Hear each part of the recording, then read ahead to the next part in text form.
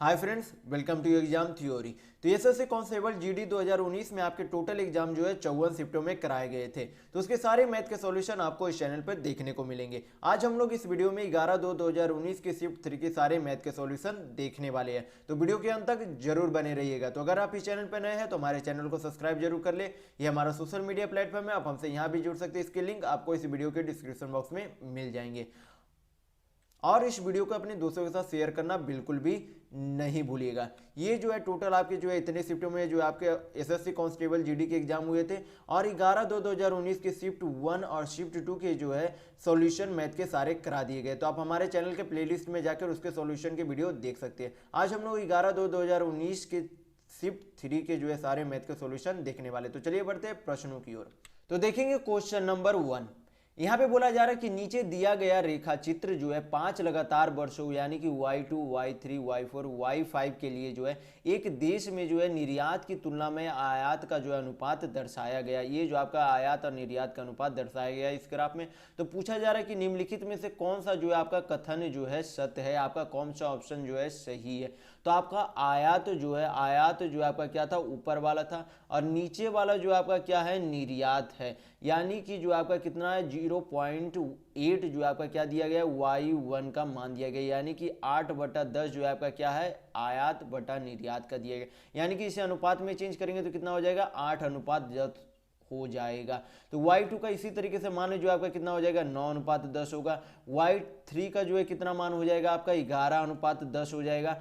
तो यहाँ पर जो है सभी का मान क्या दिया गया, अनुपात में दिया गया। तो यहाँ पे देखेंगे जो आपका कौन सा ऑप्शन सही बनता है। तो यहाँ पे पहला में दिया गया है कि दिए गए 5 वर्षों के लिए जो है वर्ष y3 के लिए आयात जो है अधिकतम है। तो जब भी अगर किसी का मान जो आपका रेशियो में दिया गया और किसी का भी जो है निश्चित वैल्यू नहीं है, या फिर मान लीजिए यहाँ पर हम 4 गुना कर देते हैं, यहाँ पर 3 गुना कर देते हैं, तो अपना मन से जो है यहाँ पर कुछ भी गुना करने पर जो है क्या किसी का भी वैल्यू जो है ऊपर हो सकता है और किसी का भी वैल्यू जो है क्या हो सकता है, नीचे हो सकता है। तो आप किसी भी वैल्यू का जो है किसी को भी अधिकतम या फिर न्यूनतम नहीं बता सकते, या फिर किसी को भी जो है ग्राफ के वाइज जो है उसे दर्शाया नहीं जा सकता कि कौन जो है सबसे बड़ा है या फिर कौन जो है सबसे छोटा है आयात और निर्यात में। तो आपका जो ऑप्शन नंबर 1 बिल्कुल नहीं हो सकता। यहां पर भी जो है क्या किया गया, तुलना किया गया है y3 के निर्यात से और y2 के निर्यात से। तो आपका ऑप्शन नंबर 3 भी नहीं होगा और ऑप्शन नंबर 4 भी नहीं होगा, क्योंकि यहां पर भी जो है अधिकतम और न्यूनतम में जो है क्या किया गया, तुलना किया गया। यानी कि आपका ऑप्शन नंबर 4 भी नहीं होगा। तो आपका ऑप्शन नंबर यहाँ पर 2 बिल्कुल सही होगा कि आंकड़े पर्याप्त नहीं है। तो आंकड़े पर्याप्त क्यों नहीं है, क्योंकि यहाँ पर जो है मान क्या दिया गया है, रेशियो में दिया गया, आपका निश्चित वैल्यू किसी का नहीं दिया गया। तो आपका ऑप्शन नंबर यहाँ पर 2 बिल्कुल सही होगा। तो चलिए बढ़ते हैं नेक्स्ट क्वेश्चन की ओर। तो देखेंगे क्वेश्चन नंबर 2।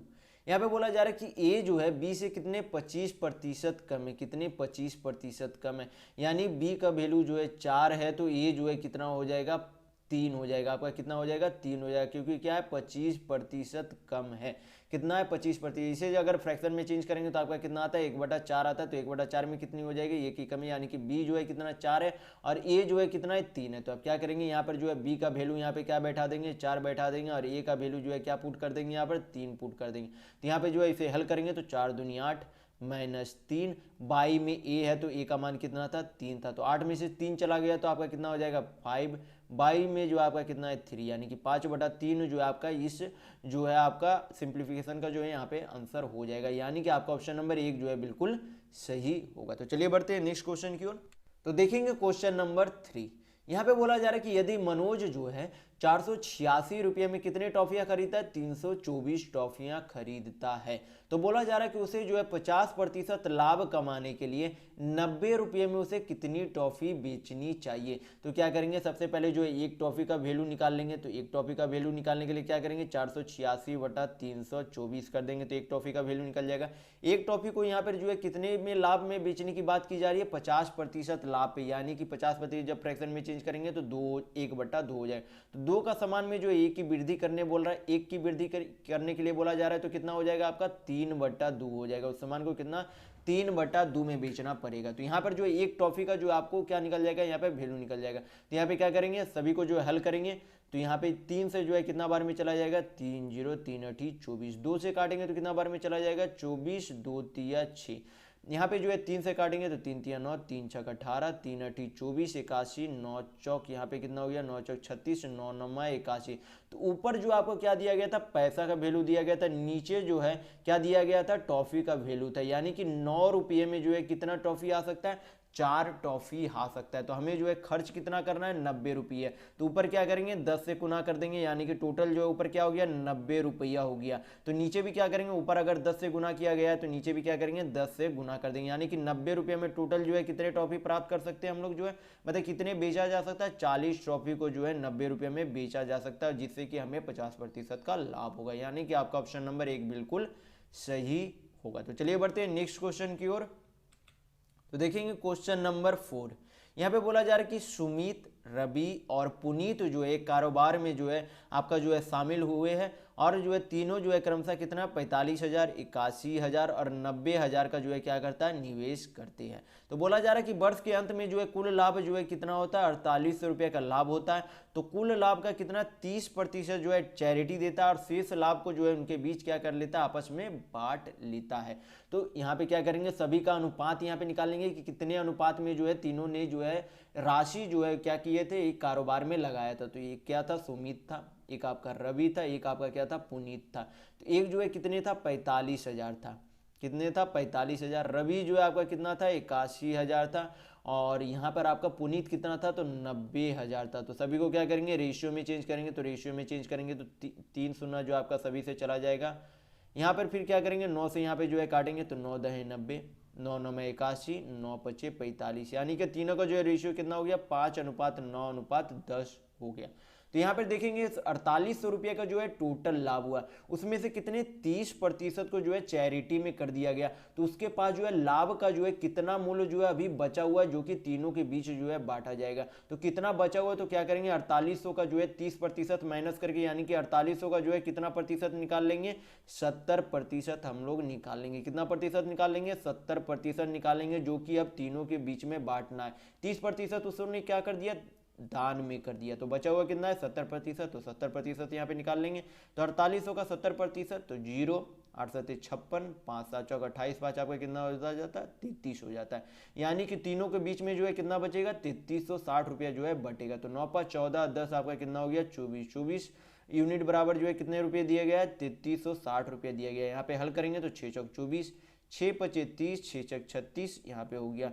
यहाँ पे 14 चौक 56 हो जाएगा, यानी कि 1 यूनिट बराबर जो आपका कितना माना गया, 140 माना गया। तो पूछा क्या जा रहा है कि सुमित का हिस्सा जो है कितना होगा। तो सुमित का जो है कितना अनुपात में जो है उसे मिला था, तो 5 अनुपात जो है उसका कितना था, 5 यूनिट जो है उसका हिस्सा था। तो क्या करेंगे 140 में क्या करेंगे 5 को गुना कर देंगे, तो किसका हिस्सा निकल जाएगा, सुमित का हिस्सा निकल जाएगा। यानी कि कितना हो जाएगा 14 पचे 70, यानी कि 700 रुपये। यानी कि आपका ऑप्शन नंबर 4 बिल्कुल सही होगा। तो चलिए बढ़ते हैं नेक्स्ट क्वेश्चन की ओर। तो देखेंगे क्वेश्चन नंबर 5। यहाँ पे बोला जा रहा है कि एक दुकानदार जो है 20% की छूट देने के पश्चात जो है 36% का लाभ कमाता है। तो अंकित मूल्य जो है क्रय मूल्य से जो है कितने अधिक प्रतिशत जो है उसे अंकित करना चाहिए। तो हमेशा आपको पता होना चाहिए सीपी जो है खुद में हमेशा कितना होता है 100% होता है। कितना होता है 100% होता है। तो उसे जो है कितने प्रतिशत लाभ पे बेचने के लिए कहा जा रहा है, 36% लाभ पे जो है उसे कमाना है। तो क्या करेंगे 100% में जब 36% को जोड़ा जाएगा तो कितना हो जाएगा 136% हो जाएगा। तो 136% आपका क्या हो गया, एसपी हो गया। तो एसपी से अब हमें कहाँ जाना है, मार्क प्राइस पे, यानी कि हमें अंकित मूल्य पर जाना है। किस पर जाना, अंकित मूल्य पर जाना। तो छूट जो है कितना दिया जाता है 20% पे, 20% छूट दिया जाता है। यानी कि यहाँ पर जो है फ्रैक्शन में चेंज करेंगे तो कितना हो जाएगा 1/5 जो है क्या दिया जाता है, छूट दिया जाता है। तो मार्क प्राइस यहाँ पे क्या मान लेंगे, यक्स मान लेंगे। यक्स की वस्तु पे जो है कितना 1/5 की छूट दिया जाता है, यानी उसे बेचा कितना जाता है 4/5 में बेचा जाता है, जो कि एसपी के जो है कितने प्रतिशत के बराबर है, 136% के बराबर है। तो इक्वल टू में आप क्या लिख देंगे 136% यहाँ पे लिख देंगे। तो यक्स का मान जो आपका निकलेगा वो आपका क्या हो जाएगा, अंकित मूल्य का प्रतिशत हो जाएगा। तो 4 से यहाँ पे हल करेंगे तो 4 तिया 12, 4 चक 16, यानी कि यक्स बराबर जो आपका कितना हो गया, तो 5 तिया 15, 5 चौक 20, यानी कि 170% हो गया। तो आपका मार्क प्राइस जो है कितना आ गया 170%। कितना आ गया 170%। तो सीपी कितना था 100%, मार्ड प्राइस कितना हो गया आपका 170% हो गया। तो कितना प्रतिशत अधिक उसे अंकित किया गया, तो 70% जो है उसे अधिक अंकित किया। तो आपका ऑप्शन नंबर यहाँ पर बिल्कुल जो है 3 सही होगा। तो चलिए बढ़ते हैं नेक्स्ट क्वेश्चन की ओर। तो देखेंगे क्वेश्चन नंबर 6। यहाँ पे बोला जा रहा है कि एक राशि चक्रवृद्धि ब्याज में 4 वर्षों में कितनी गुना हो जाती है, 6 गुना। तो 4 ईयर में जो है 4 ईयर्स में आपका कितने हो जाते हैं, 6 गुना हो जाती है। तो पूछा जा रहा है कि कितने वर्ष में राशि जो है 216 गुना हो जाएगी। तो 216 गुना करने के लिए क्या करेंगे, 6 पे पावर जो है 3, 6 छक 36 छक आपका कितना हो जाता है, 216 हो जाता है। तो 6 पे पावर जब 3 करेंगे तो आपका कितना गुना हो रहा है, 216 गुना हो रहा है। तो जितना आपका पावर यहाँ पर बैठता है उसे जो है पावर को क्या करते हैं, समय में गुना कर देते। किससे गुना करते थे, समय से गुना कर देते। तो समय पहले कितना था, 4 साल था। तो 3 से गुना करेंगे तो आपका टोटल जो है कितना हो जाएगा, 12 ईयर हो जाएगा। यानी कि 12 साल में वो राशि कितनी गुना हो जाएगी, 216 गुना। यानी कि आपका ऑप्शन नंबर 3 बिल्कुल सही होगा। तो चलिए बढ़ते हैं नेक्स्ट क्वेश्चन की ओर। तो देखेंगे क्वेश्चन नंबर 7। यहाँ पे बोला जा रहा है कि दो संख्याओं का लघुत्तम समावर्तक तथा महत्तम समावर्तक कितना दिया गया है, 60 और 4 दिया गया है। फिर बोला जा रहा है कि उनका योग जो है, उन संख्याओं का योग कितना है, 32 है। तो उन संख्याओं का क्या पूछा जा रहा है, अंतर क्या होगा, ये आपसे पूछा जा रहा है। तो आपको जो है ध्यान रखना है कि एच एक्स वाई बराबर जो आपका क्या होता है, एलसीएम होता है। क्या होता है, एलसीएम होता है। एच यानी कि एचसीएफ और एक्स और वाई जो है, जो आपकी जो दो संख्या दी गई होती है उनकी जो है को प्राइम फैक्टर होता है यहाँ पर। तो एचसीएफ जो आपका कितना दिया गया है, एचसीएफ जो आपका 4 दिया गया, एलसीएम आपका कितना दिया गया, 60 दिया गया। तो एचसीएफ यहाँ पे 4 लिख देंगे। एक्स वाई जो है को प्राइम फैक्टर है, को प्राइम है एक दूसरे से। तो यहाँ पे जो है आपका एक्स वाई जो यहाँ पे पुट रहने देंगे और एलसीएम आपका कितना दिया गया, 60 दिया गया। यानी एक्स वाई का जो है मान कितना आ गया, 15 आ गया। यानी एक्स इंटू वाई का मान कितना है आपका, 15 है। तो आप क्या करेंगे, आगे यहाँ पर हल करेंगे। तो दो संख्याओं का योग जब 32 दिया हुआ है तो आपको पता होना चाहिए कि एचसीएफ गुने एक्स प्लस एचसीएफ गुने वाई जो है आपका क्या हो जाएगा, 32 हो जाएगा।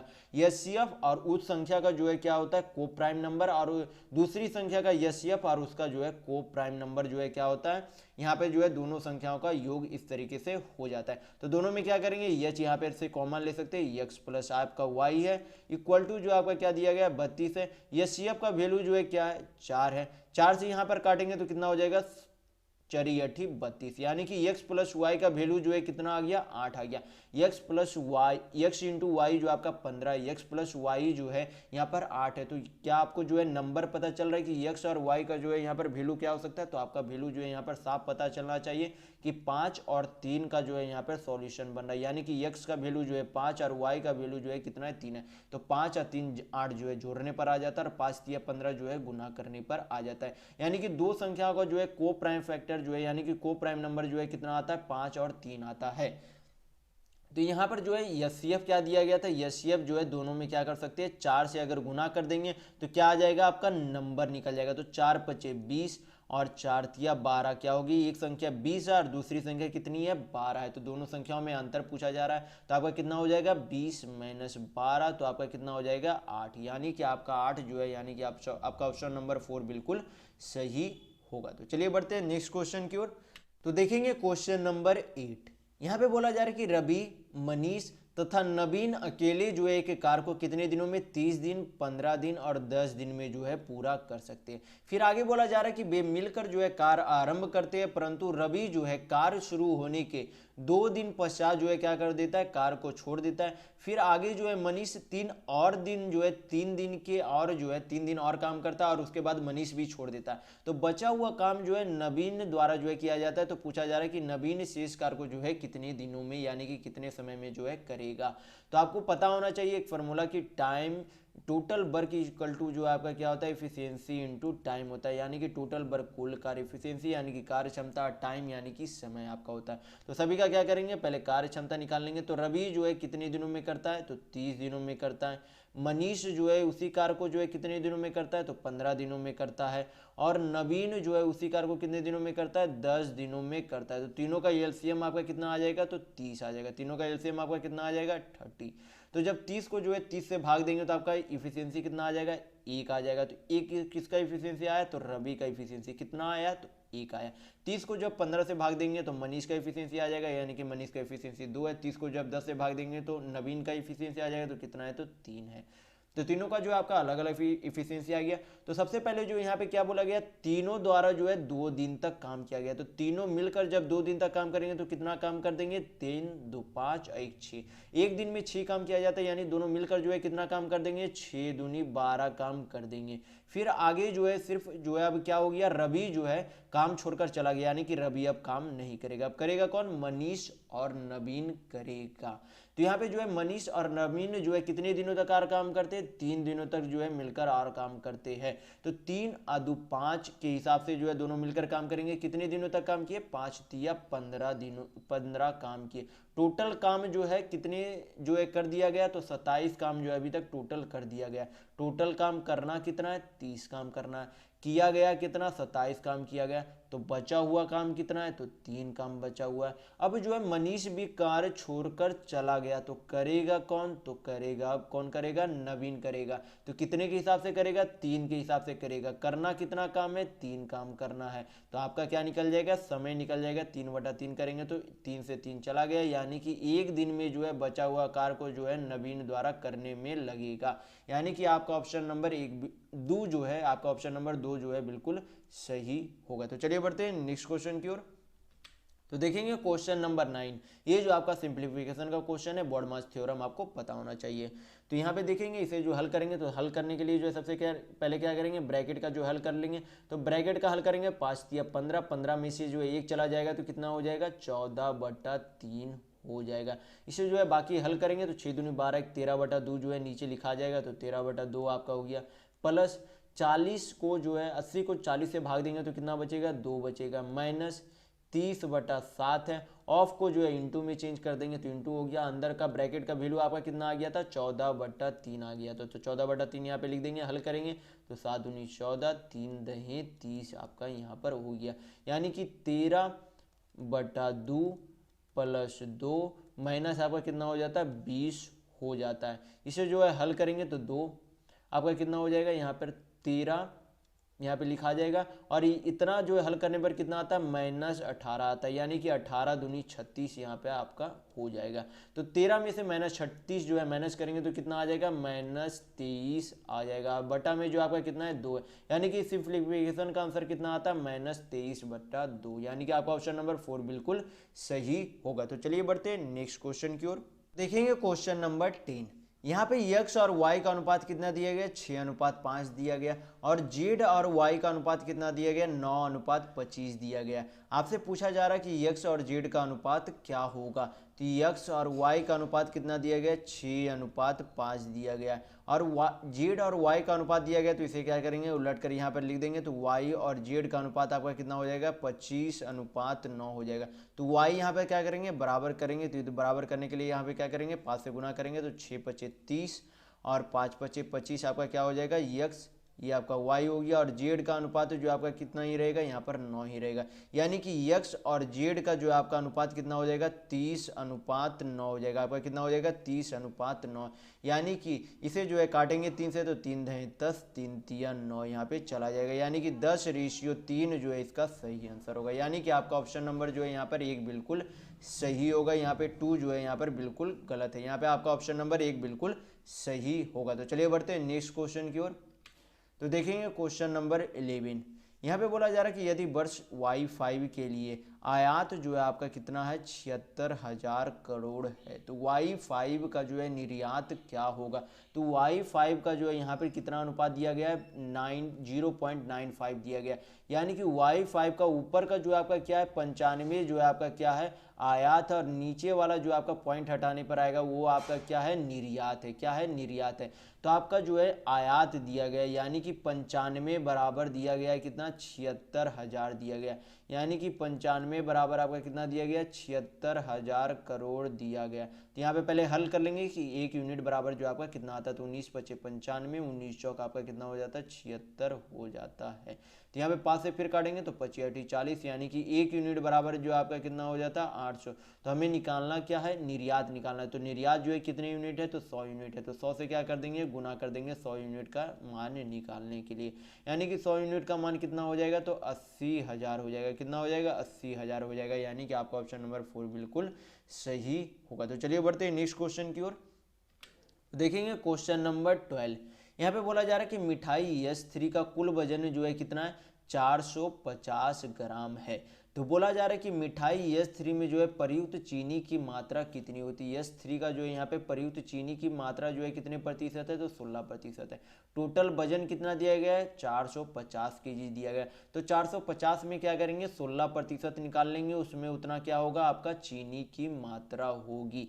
क्या होगी, चीनी की उसमें उतना मात्रा होगी। तो क्या करेंगे, यहाँ पे इसे हल करेंगे तो 0 से 0 चला गया, 5 दूनी 10, 5 9 45, 16 को 2 से काटेंगे तो 8 बार में चला जाएगा, यानी कि 9 72 kg जो है टोटल क्या होगा, S3 में जो है 72 kg क्या है, चीनी की मात्रा, यानी कि आपका ऑप्शन नंबर 1 बिल्कुल सही होगा। तो चलिए बढ़ते हैं नेक्स्ट क्वेश्चन की ओर।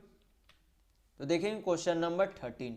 यहाँ पे बोला जा रहा है कि एक वर्ग तथा वृत्त का परिमाप जो है क्या समान है, परिमाप समान है, यानी कि पेरीमीटर समान है। फिर आगे बोला जा रहा है कि वृत्त का क्षेत्रफल कितना है, 2464 सेंटीमीटर स्क्वायर है। तो पूछा जा रहा है कि वर्ग का क्षेत्रफल क्या होगा। तो सबसे पहले क्या करेंगे, वर्ग वृत्त का यहाँ पर क्षेत्रफल दिया गया है, तो उससे क्या निकाल लेंगे, यहाँ पर जो है वृत्त का रेडियस यहाँ पर प्राप्त पहले कर लेंगे। तो वृत्त का जो है एरिया का फॉर्मूला क्या होता है, पाई आर स्क्वायर होता है। तो पाई को क्या लिखा जाता है, 22/7 लिखा जाता है। आर स्क्वायर यहाँ पे हमको आर निकालना है, तो आर रहने देंगे। यहाँ पर 2464 इसका एरिया दिया गया है सर्किल, यानी कि वृत्त का। तो इसे हल करेंगे तो 11 दूनी 22, 11 दूनी 22, 2 11 दूनी 22, 11 चौक 44, 2 से जो है फिर काटेंगे तो 1 1 2 बार में चला जाएगा, यानी कि आर स्क्वायर जो 112, यानी कि 56। तो 7 8 56 दूनी जो आपका कितना हो जाता है, 112 × 7, यानी आर आपका कितना हो जाएगा, 8 दूनी 16, यानी कि 4 बचेगा, 7 का जो है 1 बचेगा, यानी कि 7 चौक 28 जो आपका क्या हो जाता है, रेडियस आपका निकल जाता है। तो यहाँ पे क्या बोला जाता था, वर्ग तथा वृत्त का परिमाप समान है। तो वर्ग का परिमाप जो आपका क्या होता है, 4 × साइड होता है, क्योंकि वर्ग में जो है कितने साइड होते हैं, 4 साइड होते हैं। एक साइड का मान जो है 1 आपका साइड हो गया, तो टोटल पेरीमीटर यानी कि परिमाप कितना हो गया, 4 साइड। तो वर्ग का परिमाप आपका कितना होता है, 4 साइड होता है। और जो है वृत्त का परिमाप का फॉर्मूला क्या होता है, 2 पाई आर होता है। क्या होता है, 2 पाई आर होता है। तो आर यहाँ पे क्या दिया गया, 28, यहाँ पे जो आपका 28 सेंटीमीटर जो है क्या निकला, आपका रेडियस निकला है। तो यहाँ पे 7 से काटेंगे तो 7 चौक 28, 4 से 4 आपका चला गया, यानी कि वर्ग का जो है आपका क्या आ गया, वर्ग का साइड कितना आ जाएगा, 22 दूनी 44 आपका क्या आ गया, वर्ग का साइड आ गया। यहाँ पे पूछा क्या जा रहा है, वर्ग का क्षेत्रफल पूछा जा रहा है। तो वर्ग का क्षेत्रफल क्या होता है, साइड स्क्वायर होता है। तो दोनों तरफ क्या कर देंगे, स्क्वायर कर देंगे।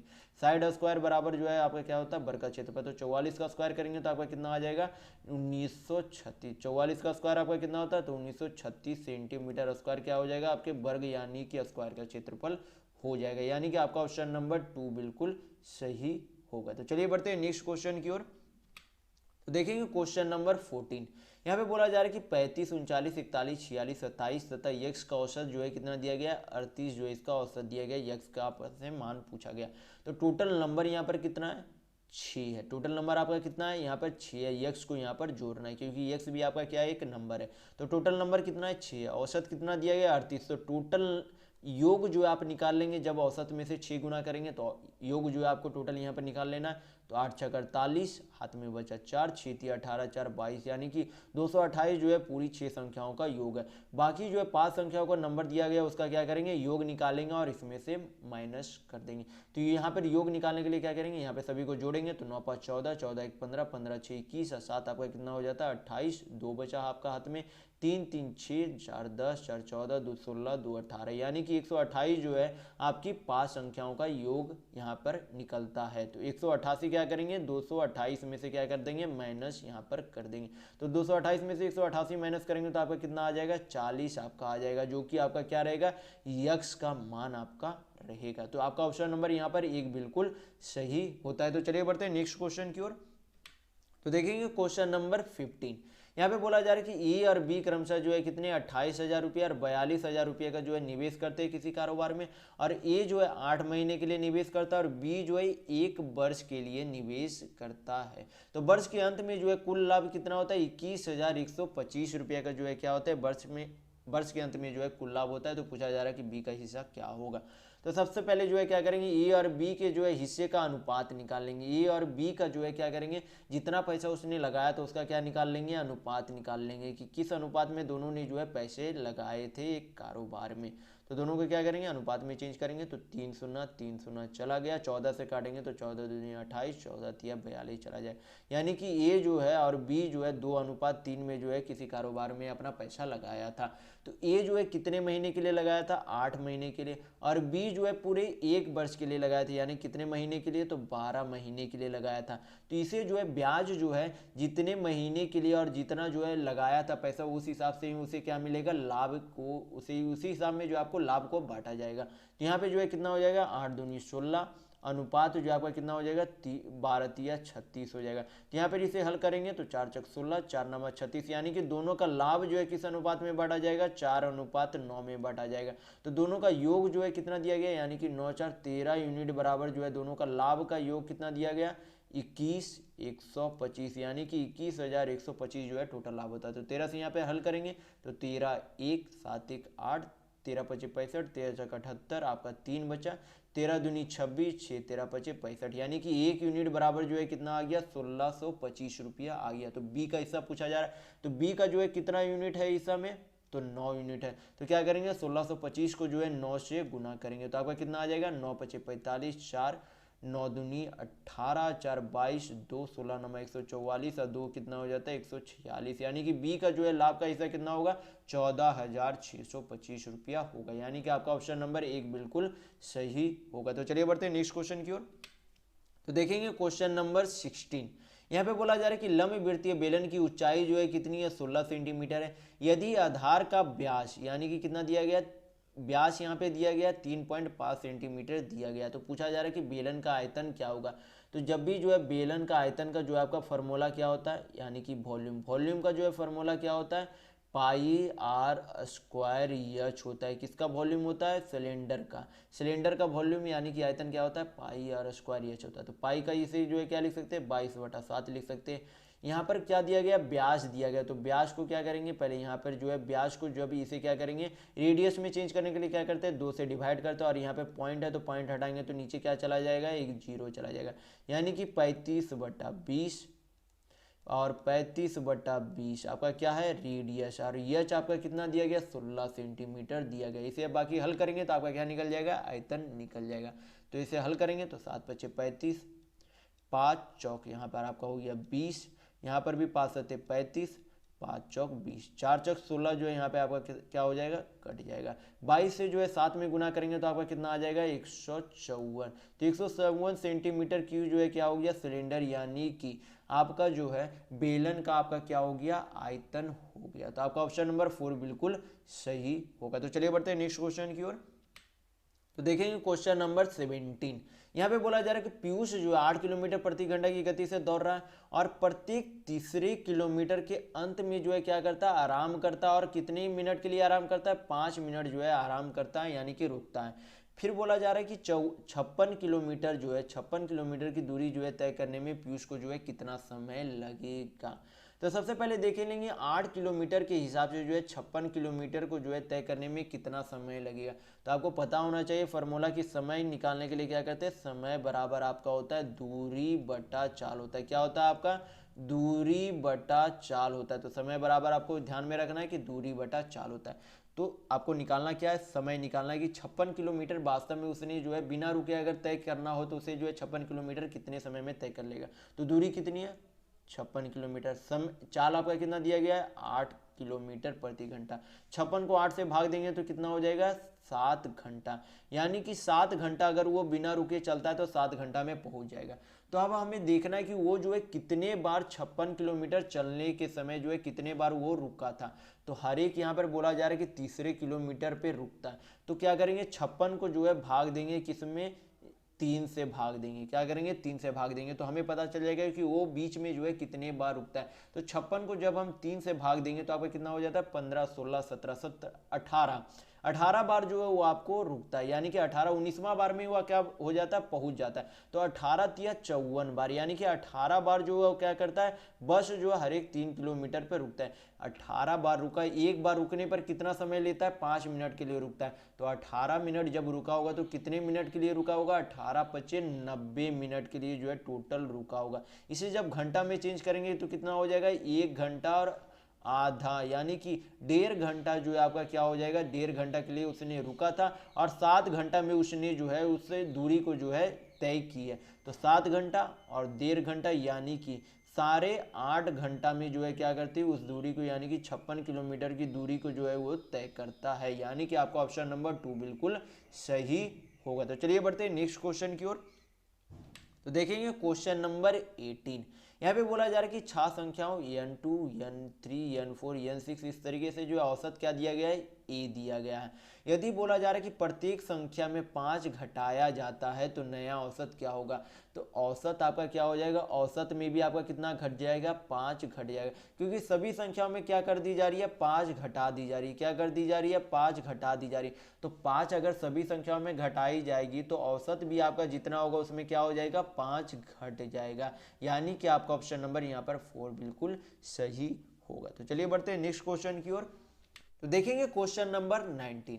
यहाँ पे बोला जा रहा है कि पुनीत 60 किलोमीटर प्रति घंटा की गति से जो है अपने दफ्तर जाता है और 90 किलोमीटर प्रति घंटा की गति से जो है दफ्तर से वापस आता है। तो पूरी यात्रा में जो है पुनीत की औसत गति यानी कि एवरेज स्पीड क्या है? तो आपसे जो है समान दूरी जाने और समान दूरी जो है आने में जो है अगर दो अलग अलग चाल दिया हुआ रहे और अगर आपसे औसत चाल पूछे तो आपका एक फार्मूला होता है, आपको हमेशा जो है ध्यान रखना है। यानी कि एवरेज स्पीड बराबर जो है आपका क्या हो जाएगा?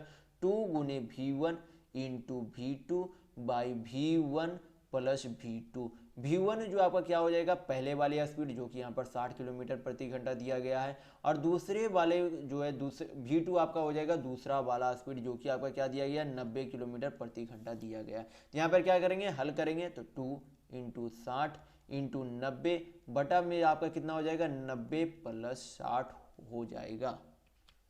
तो यहाँ पे हल करेंगे, यहाँ पे आपका कितना हो जाएगा? 2 इंटू 60 इंटू 90, नीचे जोड़ेंगे 90 और 60 का आपका कितना हो जाएगा? 150 हो जाएगा। 1 शून्य 1 शून्य चला गया, 15 छक 90, यानी कि 6 छक 36 दूनी 72 किलोमीटर प्रति घंटा। यहाँ पर आपका ऑप्शन में आंसर किस में दिया गया? मीटर प्रति सेकेंड में दिया गया। तो आपको चाल को मीटर प्रति सेकेंड में चेंज करने के लिए क्या करते हैं? 5/18 से गुना करते हैं। तो जब आपका चाल किलोमीटर प्रति घंटा में दिया हुआ रहे और मीटर प्रति सेकंड में पूछे तो उसमें किससे गुना किया जाता है? 5/18 से गुना किया जाता है। तो यहाँ पे हल करेंगे तो 18 चौक 72, 5 चौक 20, यानी उसकी चाल जो है कितनी थी? 20 मीटर प्रति सेकेंड थी। यानी कि आपका ऑप्शन नंबर 1 बिल्कुल सही होगा। तो चलिए बढ़ते हैं नेक्स्ट क्वेश्चन की ओर। तो देखेंगे क्वेश्चन नंबर 20। यहाँ पे बोला जा रहा है कि 10,640 रुपये की राशि जो है 5% साधारण ब्याज की दर में 3,724 रुपये जो है ब्याज अर्जित करती है, तो यक्स का मान क्या है? तो यक्स यहाँ पर क्या दिया गया? टाइम के रूप में इसे जो है दर्शाया गया। तो टाइम का मान आपको निकालना है कि कितने समय में जो है आपका 3,724 रुपये जो आपका 5% के दर से जो है ब्याज होता है। तो आपको जो है फॉर्मूला याद रखने की जरूरत होती है सिंपल इंटरेस्ट निकालने के लिए। P into R into T by 100 equal to में आपका क्या हो जाता है? यस आई होता है। तो P से आपका क्या हो गया? प्रिंसिपल यानी कि मूलधन, R से रेट यानी कि दर, T से यानी कि समय, और सिंपल इंटरेस्ट यानी कि साधारण ब्याज आपका होता है। तो प्रिंसिपल आपका कितना दिया गया? यानी कि मूलधन तो 10,640 रुपये दिया गया। रेट यानी कि दर आपका कितना दिया गया? 5% दिया गया। समय को जो है किस रूप में जो है डिनोट किया गया? तो यक्स रूप में डिनोट किया गया। 22 जो है यहाँ पे 100 से डिवाइड कर देंगे। सिंपल इंटरेस्ट यहाँ पे कितना दिया गया? यानी कि साधारण ब्याज कितना दिया गया? 3,724 रुपये दिया गया। तो इसे बाकी क्या करेंगे? सभी कैलकुलेशन कर लेंगे। तो 1 शून्य 1 शून्य चला गया, 5 दूनी 10 यहाँ पर हो जाएगा, 2 से काटेंगे तो 500 जो है कितना हो जाएगा? 32 हो जाएगा। 2 सत्ते 14, यानी कि यक्स जो आपका कितना मान आ जाएगा? 7 ईयर जो है आपका क्या आ जाएगा? 7 सालों में वो जो है साधारण ब्याज प्राप्त कर लेगा 3,724 रुपये। यानी कि आपका ऑप्शन नंबर 1 बिल्कुल सही होगा। तो चलिए बढ़ते हैं नेक्स्ट क्वेश्चन की ओर। तो देखेंगे क्वेश्चन नंबर 21। ये भी आपके प्रश्न जो है सिंप्लीफिकेशन से है, तो बोर्ड मास थ्योरम आपको जो हमेशा पता होना चाहिए। तो इसे जो है हल करेंगे तो 4 को जो है 2 से भाग देंगे तो कितना बार में चला जाएगा, 2 बार में, प्लस 2 है माइनस 1/2 इंटू 1/4 है, तो इसे क्या लिख सकते हैं 1/8 यहाँ पर लिख देंगे। नीचे जो है बटा में इसे हल करेंगे तो 8 माइनस 4 को जो है जब इसे मल्टीप्लाई में चेंज किया जाता है तो 4 कहाँ पे चला जाता है, ऊपर में चला जाता है, यानी कि 4/1 हो जाएगा। तो 4 को जब 3 से मल्टीप्लाई करेंगे तो कितना हो जाएगा, 4 तिया 12 हो जाएगा। और यहाँ पर क्या दिया गया, बाद में +6 दिया गया। इसे जो है बाकी हल करेंगे तो 4 माइनस यहाँ पे जो है टोटल कितना हो गया, 4 हो गया। 4 माइनस कितना, 1/8 है, तो ये एलसीएम आपका 8, तो 8 चौक 32 माइनस 1, नीचे में कितना बचा हुआ, तो 8 से 14, 14 में से 12 गया तो कितना बचा, 2 बचा। तो ऊपर जो है 32 में से 1 जाएगा तो 31, 31/8, और इसे जो है 2 को क्या हो जाएगा आपका 1/2 हो जाएगा, यानी कि इसे हल करेंगे तो आपका कितना आ जाएगा 31/16 आपका आंसर आ जाएगा। यानी कि आपका ऑप्शन नंबर 4 बिल्कुल सही होगा। तो चलिए बढ़ते हैं नेक्स्ट क्वेश्चन की ओर। तो देखेंगे क्वेश्चन नंबर 22। यहाँ पे बोला जा रहा है ए अकेले जो है एक कुर्सी को 40 दिनों में बना सकता है, बी अकेले उसी कुर्सी को 24 दिनों में बना सकता है। तो बोला जा रहा है कि यदि ए तथा बी जो है बारी बारी एक एक दिन करके कार्य करता है, यानी कि पहले मान लीजिए कि ए, यहाँ पे बोला भी जा रहा है कि आगे कि ए जो है पहले दिन जो है कार्य करता है, तो ए जो है पहले कार्य शुरू करता है, फिर बी, फिर ए, फिर बी, फिर ए, फिर बी, तब तक के लिए काम खत्म नहीं हो जाता। उस तरीके से एक एक दिन करके जो है दोनों काम करते हैं। तो पूछा जा रहा है कि कुर्सी जो है कितने दिनों में बन जाएंगे। तो आपको पता होना चाहिए कि टोटल वर्क इक्वल टू क्या होता है, इफिशियंसी इनटू टाइम होता है, यानी कि टोटल वर्क आपका क्या हो गया, कुल कार्य, इफिशियंसी आपका कार्य क्षमता, टी यानी कि समय हो गया। तो सभी का क्या करेंगे, कार्य क्षमता निकालेंगे, उसके बाद जो आपका क्या निकाल लेंगे, समय निकाल लेंगे। ए जो है कितने दिनों में, 40 दिनों में, बी जो है कितने दिनों में, 24 दिनों में। दोनों का एलसीएम निकालेंगे तो कितना हो जाएगा, 120 आपका एलसीएम हो जाएगा। 120 को 40 से भाग देंगे तो आपका कितना आ जाएगा, ए का इफिशियंसी यानी कि कार्य क्षमता, तो 3 आ जाएगा। बी को जो है जब 120 को जो है 24 से भाग देंगे तो आपको कितना बार में चला जाएगा, 5 बार में, तो बी का इफिशियंसी कितना आ गया, 5 आ गया। यानी कि एक दिन में, यानी कि ए जो है शुरू करता है तो पहले दिन में ए जो है कितने काम करेगा, 3 काम करेगा। फिर अगले दिन बी आ जाता है, यानी कि एक दिन और जुड़ जाता है, तो बी जो अगले दिन में कितना काम करता है, 5 काम करता है। यानी कि 2 दिन में टोटल काम जो है कितने हुए, 8 काम हुए। हमें करना कितना काम है, 120 काम करना है। तो यहाँ पे कितने जो है कितना से गुना किया जाए कि यहाँ पर 120 काम हो जाए। तो यहाँ पर जो है 15 से अगर गुना करते हैं तो टोटल काम कितना हो जाता है, 15 × 120, यानी कि टोटल काम इधर कितना हो गया, 120। तो 15 से अगर इधर गुना किया तो 15 से क्या करेंगे, इधर भी गुना करेंगे, यानी कि 120 काम जो है टोटल कितने दिनों में होगा, तो 15 दूनी 30 दिन में। इधर आपका क्या लिखा जा रहा था, डेज यानी कि समय लिखा जा रहा था। तो उस काम को जो है दोनों जो है कितने अल्टरनेटिव दिन में जो कर लेंगे, तो 30 दिनों में कर लिया जाएगा, यानी कि आपका ऑप्शन नंबर 1 बिल्कुल सही होगा। तो चलिए बढ़ते हैं नेक्स्ट क्वेश्चन की ओर। तो देखेंगे क्वेश्चन नंबर 23। यहाँ पे बोला जा रहा है कि एक वर्ग के विकर्ण की लंबाई जो है कितनी दी गई है, 14 सेंटीमीटर दी गई है, और आपसे पूछा जा रहा है कि वर्ग का क्षेत्रफल क्या होगा। तो वर्ग का विकर्ण का जो है फॉर्मूला क्या होता है, √2 × साइड होता है। क्या होता है, √2 × साइड होता है। तो आपका जो है विकर्ण कितना दिया गया, 14 दिया गया, यानी कि साइड आपका कितना निकल जाएगा, 7√2 आपका जो है साइड आपका आ जाएगा।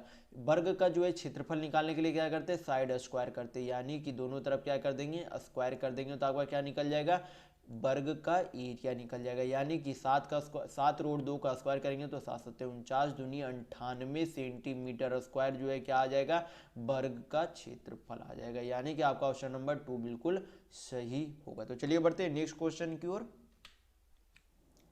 तो देखेंगे क्वेश्चन नंबर 24। यहाँ पे बोला जा रहा है कि यदि एक वस्तु का क्रय मूल्य उस वस्तु के विक्रय मूल्य से जो है कितना कम है, 30% कम है, तो लाभ प्रतिशत क्या होगा, यानी कि सीपी एसपी से क्या बोला जा रहा है, 30% कम क्या है, सीपी, यानी कि क्रय मूल्य 30% कम है। तो एसपी जो है खुद में हमेशा जो है कोई भी जो हमेशा कितने होते हैं, 100% होती है खुद में, यानी कि एसपी मान लीजिए 100% है, तो सीपी जो है कितना हो जाएगा, 30% कम, यानी कि 70% हो जाएगा। यहाँ पे पूछा जा रहा है कि लाभ प्रतिशत क्या है। तो मान लीजिए 70% की वस्तु जो है 100% में बेची गई, तो कितना का लाभ है, 30 का लाभ है। कितने में, तो 70 में। तो सीपी जो है हमेशा लाभ प्रतिशत निकालने के लिए सीपी जो है नीचे लिखा जाता है, यानी कि 70% में। परसेंट में चेंज करने के लिए क्या करेंगे, 100 से मल्टीप्लाई कर देंगे। तो इसे हल करेंगे बाकी, तो यहाँ पे कितना आ जाएगा, 300/7 आ जाएगा। तो 300/7 को हल करेंगे तो 7 चौक आपका कितना हो गया, 28 हो गया। आपका 2 बच गया, यानी कि 7 दूनी 14। आपका कितना बच गया, 6 बच गया। तो 7 8 56, फिर आगे जो है आपका 6 आ जाएगा, यानी कि 42.86 जो है आपका बिल्कुल सही आंसर होगा। तो आपका ऑप्शन नंबर यहाँ पर 1 बिल्कुल सही है। तो चलिए बढ़ते हैं नेक्स्ट क्वेश्चन की ओर। तो देखेंगे क्वेश्चन नंबर 25। यहाँ पे बोला जा रहा है कि नीचे दिए गए जो है आंकड़ा उन व्यक्तियों की संख्या को दर्शाता है जिन्होंने एक निश्चित राशि का जो है बचत की है। तो बोला जा रहा है कि 5 रुपये बचत जो है एक आदमियों ने किया है, 15 रुपये बचत जो है 3 व्यक्तियों ने किया, इसी तरीके से जो है सभी दिया गया। फिर पूछा जा रहा है कि दिए गए आंकड़ों का माध्यिका जो है आपका क्या है। तो माध्यिका जो आपको इस तरीके से निकालना है कि एक व्यक्ति जो है कितने रुपये बचाता है, 5 रुपये बचाता है, यानी कि 5 रुपये बचाने वाला कितना व्यक्ति, एक व्यक्ति। और जो है फिर 3 व्यक्ति जो है कितने रुपया बचाता है, 15 रुपया बचाता है, यानी कि क्या करेंगे, 15 को जो है क्या लिख देंगे, 3 बार यहाँ पर लिख देंगे। कितने बार लिख देंगे, 3 बार यहाँ पर लिख देंगे। फिर जो है 4 को जो है 4 व्यक्ति जो है कितने रुपया बचाता है, 20 रुपया बचाता है, यानी कि क्या लिख देंगे, 20 को 4 बार लिख देंगे। कितने बार लिख देंगे, 20 को 4 बार। फिर आगे देखेंगे तो 25 रुपये जो है कितने बार बचाता है, कितने व्यक्ति बचाते हैं, तो 2 व्यक्ति बचाते हैं, यानी कि 25 को 2 बार। फिर आगे उसी तरीके से लिखेंगे 30 रुपये जो है कितने व्यक्ति बचाते हैं, तो एक व्यक्ति बचाते हैं। 35 रुपये जो है एक व्यक्ति बचाते हैं। और 40 रुपये जो है कितने व्यक्ति बचाते हैं, 2 व्यक्ति बचाते हैं। तो माध्यिका जब आपको निकालने के लिए बोला जाए तो इस तरीके से, और आपका संख्या दिया हुआ रहे तो उसमें कौन सी संख्या को ले लिया जाता है, 20 की संख्याओं को ले लिया जाता है। तो यहाँ पे टोटल संख्या कितनी है, तो टोटल जो है व्यक्तियों को यहाँ पर जोड़ लेते हैं तो आपको टोटल संख्या यहाँ पे निकल जाएगा। तो 3 1 4 4 4 8 2 10 10 2 12 2 14। तो टोटल नंबर ऑफ पर्सन कितना, यानी कि व्यक्तियों की संख्या कितनी है, 14। तो 20 का संख्या जो है आपको कौन सी हो जाएगी, 7 और 8। कौन सी संख्या हो जाएगी, 7 और 8, क्योंकि यहाँ पर भी 6 हो गया, यहाँ पर भी 6 हो गया। तो 6 संख्या पहली है, 6 संख्या जो है बाद में। 7वीं और 8वीं संख्या जो है क्या हो जाएगी, आपकी 20 की संख्या हो जाएगी यहाँ पर। तो यहाँ पे देखेंगे 7वीं और 8वीं नंबर पर कौन सी जो है आपकी संख्या आ रही है। तो यहाँ तक 3 2 5 5 और 2 7, यानी कि 7वां पे ये 20 है और यहाँ पर 8वां में भी 20 है। तो दोनों की 20 की संख्या जो है क्या हो जाएगी, तो 20 + 20 बटा क्या करेंगे, 2 कर देंगे, यानी कि आपका कितना आ जाएगा, 40/2। यानी कि दोनों की जो है माध्यिका कितनी आ जाएगी, सभी की जो है माध्यिका कितनी हो जाएगी, 20 आपकी माध्यिका यहाँ पर हो जाएगी। तो यहाँ पे जो आपका 20 माध्यिका, यानी कि 20 आंसर जो आपका बिल्कुल सही होगा। तो चलिए इस वीडियो में बस इतना ही। अगर आपको वीडियो पसंद आया तो लाइक कीजिएगा, नए हैं तो चैनल को सब्सक्राइब जरूर कर लीजिएगा। ये हमारा सोशल मीडिया प्लेटफॉर्म है, आप हमसे यहाँ भी जुड़ सकते हैं। इसके लिंक आपको इस वीडियो के डिस्क्रिप्शन बॉक्स में मिल जाएंगे। और आप इस वीडियो के दोस्तों के साथ शेयर करना बिल्कुल भी नहीं भूलिएगा। तो चलिए इस वीडियो में बस इतना ही, मिलते हैं अगले वीडियो में, तब तक के लिए धन्यवाद।